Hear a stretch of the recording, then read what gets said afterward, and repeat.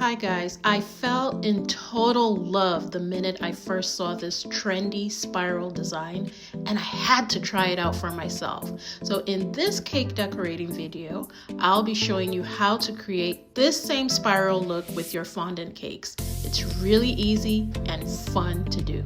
You'll see.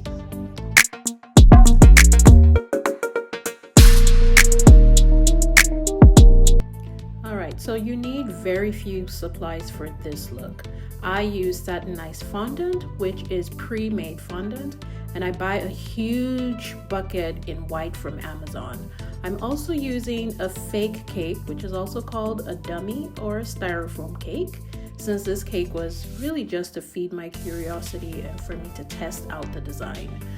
Dummy cakes are a great way to practice your designs and build your portfolio. I apply a generous amount of vegetable shortening all over the styrofoam and also to roll out my fondant. This way it keeps the fondant just nice without drying it out. So I prefer to use vegetable shortening to roll out my fondant instead of using cornstarch or powdered sugar. It really depends on the type of fondant that you're working with. And you can see that here I am just molding out my fondant. This is a really cool tip to help you save some time when you are rolling out your fondant. I have tons of tips and tricks when it comes to working with fondant in my Fondant Paneling with Ease class. It's available on my website. I will put the link in the description. It's also important to measure out your fondant. That way you can ensure that you roll enough fondant that covers your cake. And here you can see that I'm using a ruler because I use the paneling method to cover my cakes. With this particular design, honestly, this is the only way that you're able to achieve that spiral design. And you can see that I'm just measuring, making sure that it's high enough, and I'm creating that spiral effect. I also try to deepen it a little bit, and you'll see how this will turn out once I place it over the styrofoam cake. Okay, you want to carefully wrap your fondant piece over your cake, and you can see that we are already creating that spiral look where one part or one end is higher than the other.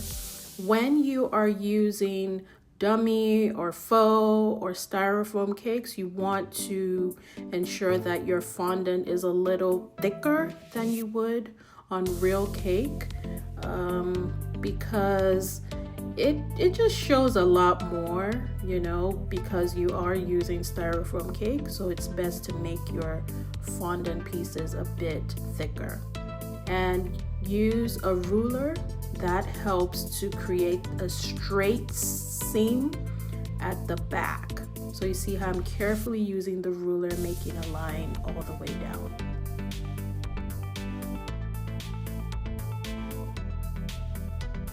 Right, so we have that seam, and you just smoosh both ends together like so, and you're done. And so we're done with the top tier, and really we are just going to repeat the same steps for the bottom two tiers.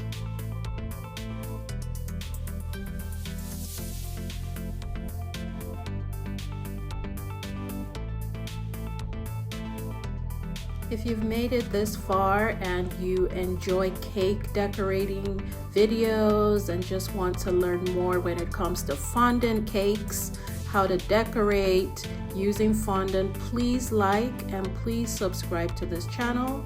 I will be sharing many more videos on how to work with fondant. Fondant is not the devil, I promise you. It's actually pretty cool to work with. Oh wow, look at that. Do you see that spiral design already forming? It's so gorgeous. It's really trendy. It's super elegant. I love it. And now the final piece, or that bottom tier. I don't remember what sizes I used. I believe the topmost tier was a 4-inch. So I'm guessing that I used 4, 6, 8 inches. And the bottom tier was actually a little bit shorter than the top 2 tiers.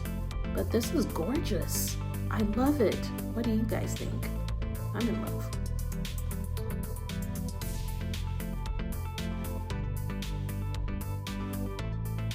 And that's it. It's really done.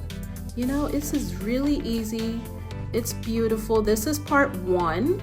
I will show you in part 2 how to create the beautiful, like crystal-like florals and the leaves that I attach to the final look. So please stay tuned and check back for part 2.